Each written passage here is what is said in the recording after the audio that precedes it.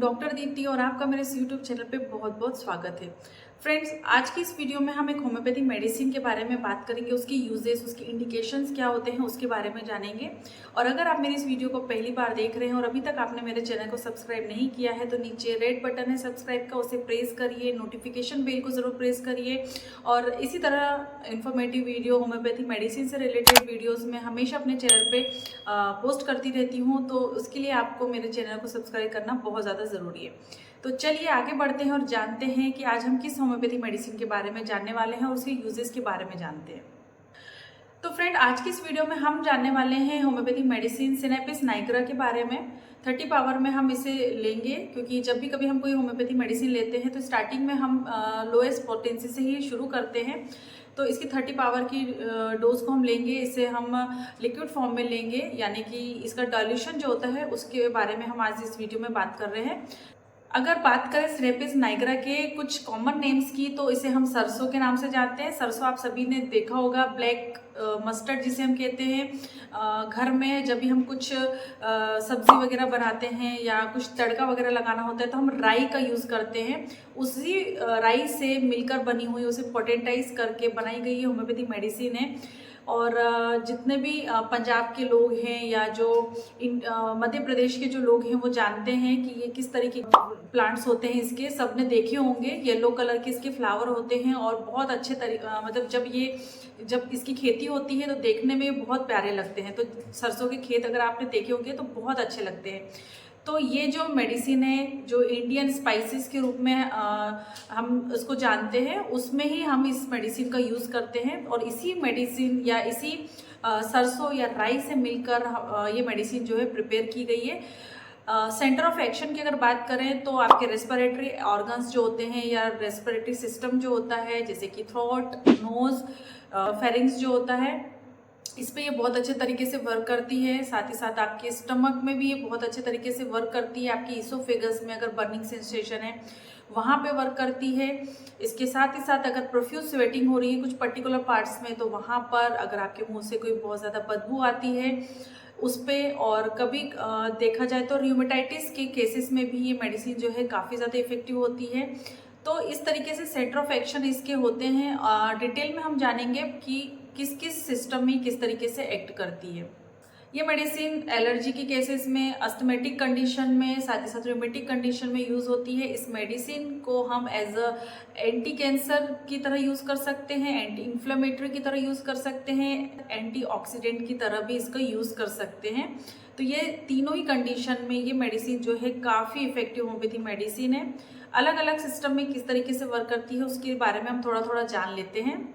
Mind के symptom में अगर हम बात करें तो इसका पेशेंट जो होगा उसकी थिंकिंग एबिलिटी बहुत ज़्यादा लो हो जाती है ड्यू टू ऑक्यूपाइड माइंड। उसका माइंड कहीं और बिजी रहने की वजह से उसकी थिंकिंग करने की जो कैपेसिटी होती है वो बहुत ज़्यादा लो होती है। उसमें पेशेंट को हेडेक इस देखने को मिलता है, और जब उनको हेडेक होता है तो उन्हें सुनाई नहीं देता है।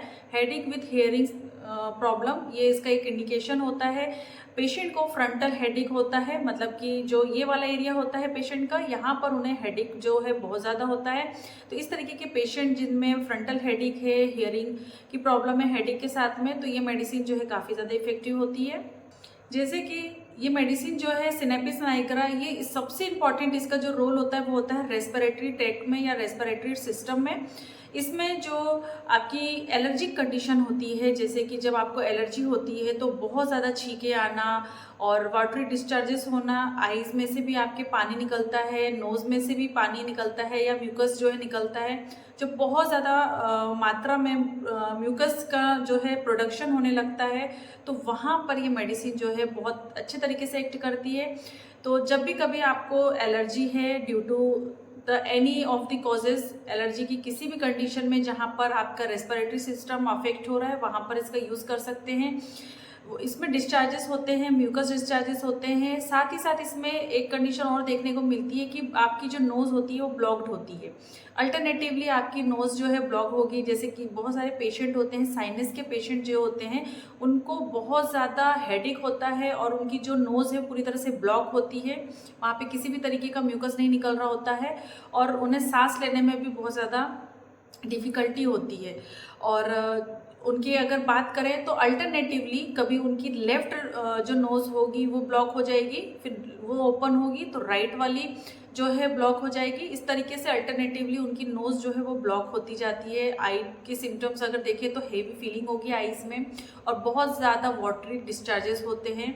तो ऐसी कंडीशन में जहाँ पर स्टफ नोज़ है और बहुत ज़्यादा ब्लॉकेज हो गया है, सांस लेने में दिक्कत होती है, पेशेंट को अस्थमा की तरह फील होता है या अस्थमेटिक पेशेंट है और उनमें अगर ये सिम्टम्स होते हैं तो ये मेडिसिन जो है काफ़ी ज़्यादा हेल्पफुल होती है। इस मेडिसिन में गैस्ट्रिक सिम्टम्स जो हैं वो भी बहुत ज़्यादा प्रोमिनेंट होते हैं।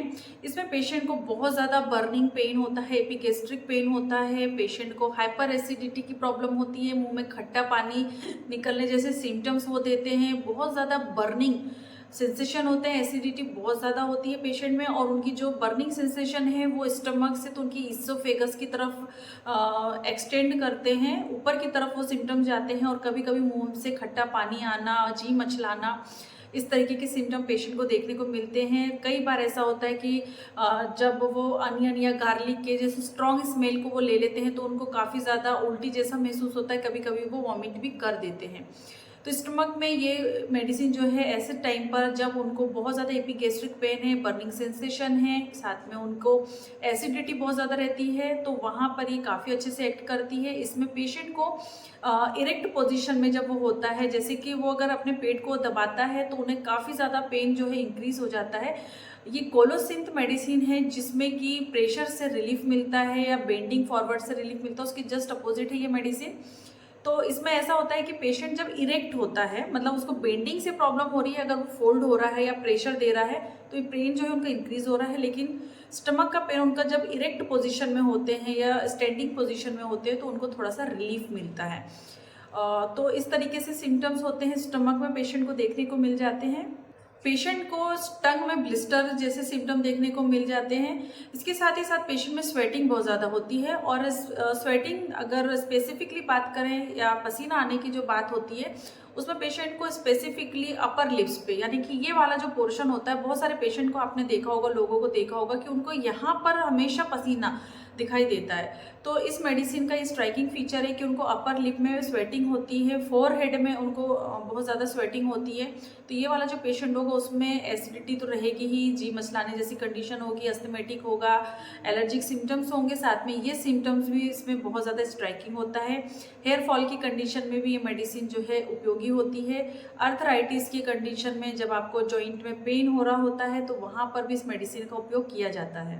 इसमें जो पेशेंट होता है उसमें एक बहुत ही स्ट्राइकिंग फीचर होते हैं। बहुत सारे पेशेंट आते हैं और कंप्लेंट करते हैं कि उनके मुंह से बहुत ज़्यादा बैड स्मेल आती है, मुंह से बदबू आती है, स्पेशली जब वो कुछ खा लेते हैं, जैसे सब्जी वगैरह खा रहे हैं या साथ में उन्होंने प्याज वगैरह ले लिया है, अनियन ले लिया है, तो उनके मुँह से प्याज की तरह बदबू आती है। और ये स्ट्राइकिंग फीचर है इस मेडिसिन का कि मुँह से प्याज की तरह स्मेल आती है।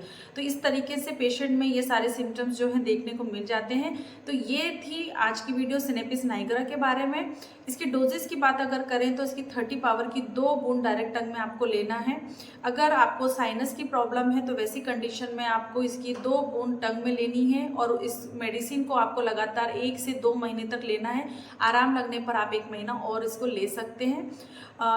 स्टमक की अगर कंडीशन है, एसिडिटी है, बर्निंग सेंसेशन है, पेट में दर्द रहता है, तो वैसी कंडीशन में आप 3 से 4 दिन इस मेडिसिन की 2 बूंद डायरेक्ट टंग में दिन में 3 बार ले सकते हैं।